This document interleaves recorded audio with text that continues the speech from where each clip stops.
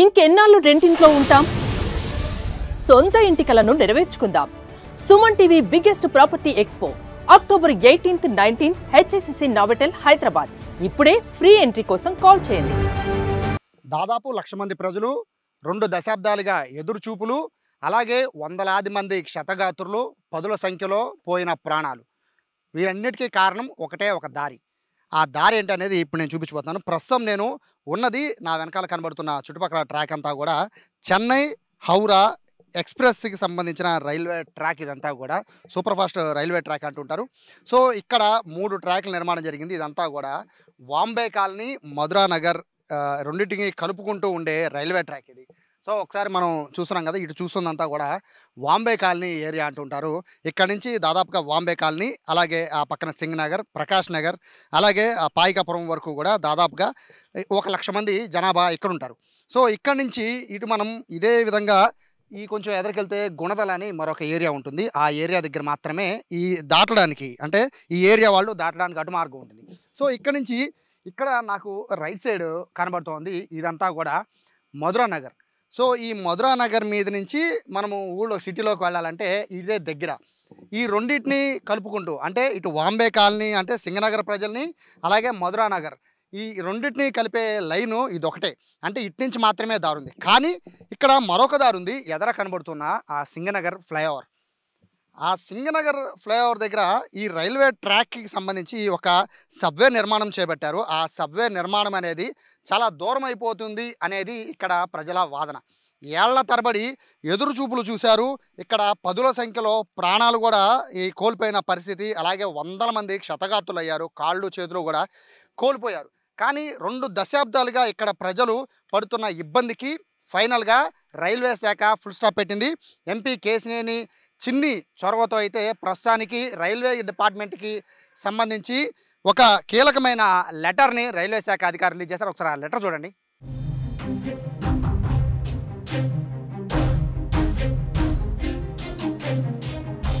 చూసారు కదా, ఈ 2 ఏరియాల ప్రజలకి ఇది శుభవార్త లాంటిది. 2 దశాబ్దాలుగా ఇదే రైల్వే ట్రాక్ని దాటుకుంటూ వస్తున్నారు, వెళ్తూ వస్తున్నారు, సైకిళ్ళు భుజం మీద పెట్టుకుని వస్తున్నారు.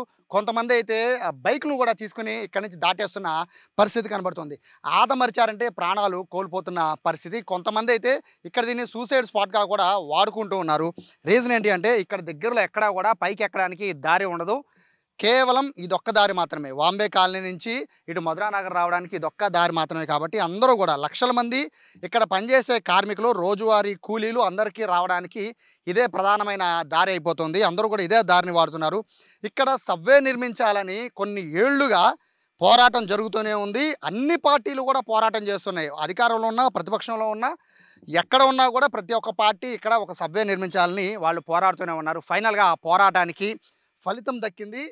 సో స్థానిక ఎంపీ కేశినేని చిన్ని చొరవతో కేంద్ర మంత్రి రిలీజ్ చేసిన ఈ ప్రెస్ నోట్ ఏదైతే ఉందో, ఇక్కడ మనం ఆ లెటర్లో క్లియర్గా చూడొచ్చు. ఇక్కడ లిమిటెడ్ హైట్ సబ్వే అంటే ఏంటంటే ఈ కింద నుంచి ఈ మనం చూస్తున్న ఏదైతే ఈ రైల్వే ట్రాక్ ఉందో, ఈ రైల్వే ట్రాక్ కింద నుంచి ఒక సబ్వే నేరుగా రోడ్డు హైట్ ఉంది కదా, ఆ రోడ్డు హైట్ నుంచి నేరుగా సబ్వే ఇక్కడ వాంబే కాలనీ నుంచి మధురా నగర్కి కనెక్ట్ అవుతుంది. ఎవరు కూడా రైల్వే ట్రాక్ని ఎక్కే పరిస్థితి ఉండదు, దాటే పరిస్థితి కూడా ఉండదు. నేరుగా కింద నుంచే ప్రజలంతా కూడా మోస్ట్లీ వెహికల్స్ అంటే ఆటోలు కానీ, లేదా కార్లు కానీ, బైక్లు కానీ, సైకిళ్ళు కానీ, వీటిలో హ్యాపీగా దాటేయచ్చు. అయితే ప్రస్తుతానికైతే ఇది సరిపోతుందా ఇక్కడ ప్రజలకి అనేదే ఇప్పుడు పెద్ద క్వశ్చన్ మార్క్. ప్రస్తుతానికైతే నియర్ బై దగ్గరలో సింగనగర్ ఫ్లైఓవర్ దగ్గర ఒక సబ్వే ఉంది.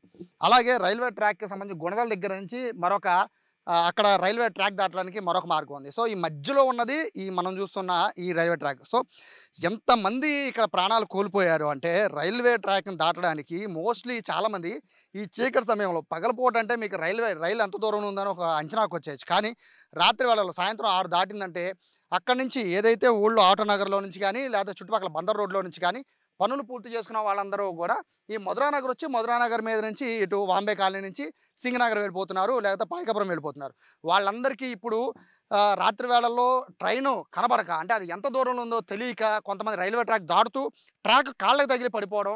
అనధికారికంగా చూసుకుంటే దాదాపుగా 70 నుంచి 80 మంది రైలు ప్రమాదంలో ఇక్కడ చనిపోయినట్టుగా కూడా చెప్తూ ఉన్నారు. సూసైడ్ చేసిన వాళ్ళు కూడా ఉన్నారు. కాబట్టి ఈ సంఖ్య 100కి పైనే ఉంటుందని కూడా అంచనా వేస్తున్నారు. ఇక క్షతగాత్రులు అయితే చెప్పాల్సిన పనే లేదు. వాళ్ళైతే వందల్లోనే ఉంటారు. కాళ్ళు చేతులు కోల్పోయిన వాళ్ళు ఈ ఏరియాలో చాలామంది ఉంటూనే ఉంటారు.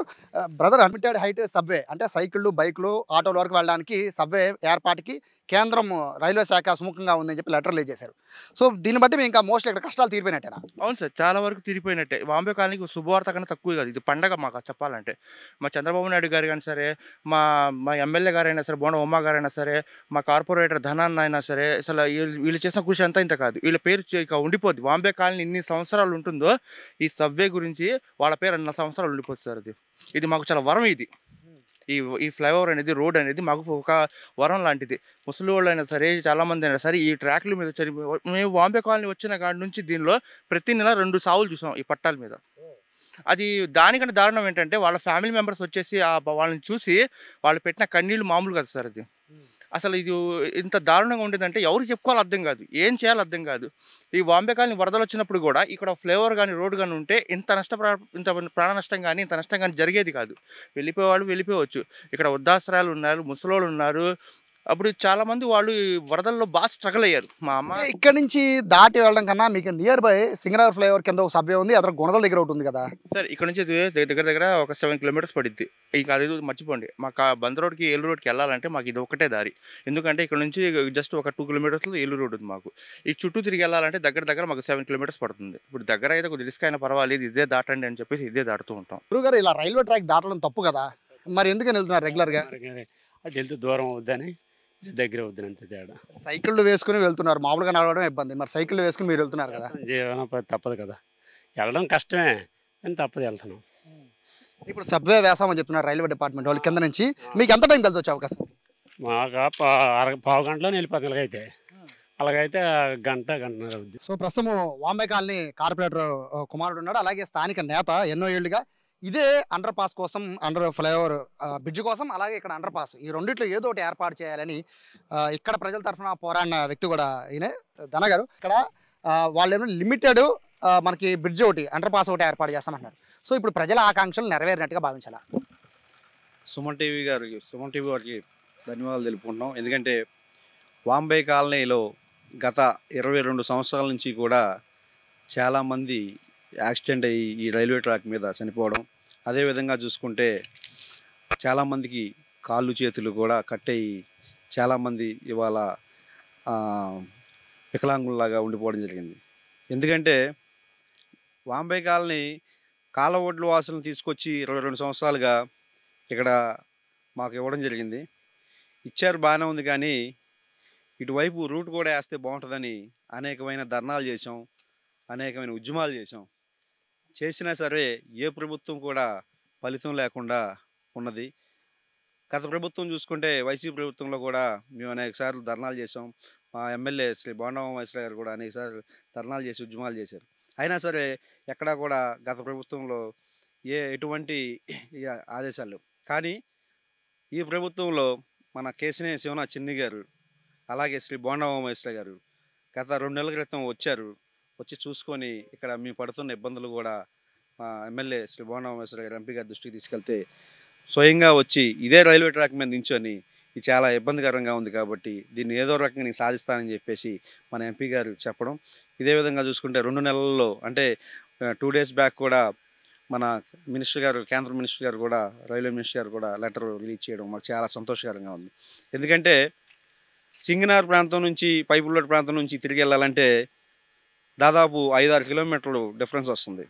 అదే ఇటువైపు సబ్వే ఏర్పాటు చేస్తే 2 కిలోమీటర్లో ఏలూరు రోడ్ కానీ, బందర్ రోడ్ కానీ వెళ్ళిపోవచ్చు అని చెప్పి చాలామంది, ఎందుకంటే బిజీ షెడ్యూల్లో వాళ్ళ పిల్లల్ని స్కూల్కి పంపించుకొని ఇదే విధంగా టైం అయిపోతుంది, మన ఆఫీసులు టైం అయిపోతుంది, మనకు పనిచేసే చోట షాపులకు టైం అయిపోతుందని చెప్పి ఇటువైపు నుంచి బళ్ళు దాటించుకెళ్తూ చాలామంది ప్రాణాలు కోల్పోయారు.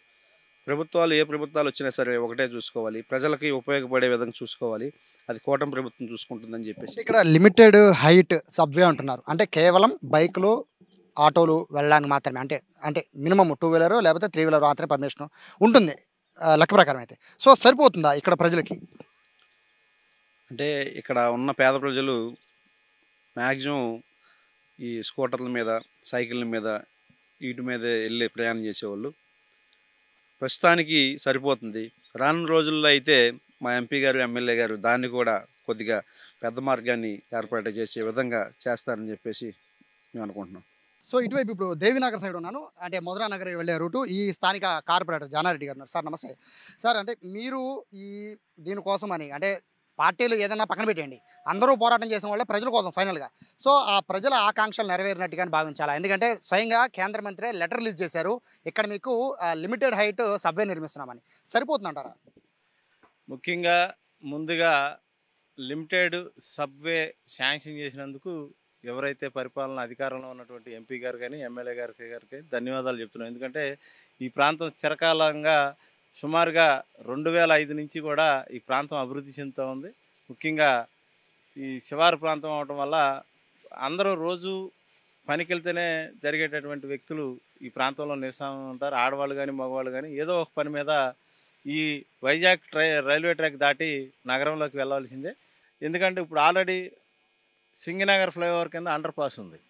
అది సింగనగర్ ఫ్లైఓవర్ బ్లాక్ అయిపోయినప్పుడు దాని కింద వెళ్ళడానికి ఎటు ఉపయోగపడట్లా. ఎందుకంటే ఆటో వాళ్ళు 2 ఆటోలు ఫ్రీగా క్రాస్ అవ్వడానికి కూడా చాలా ఇబ్బందిగా ఉంది.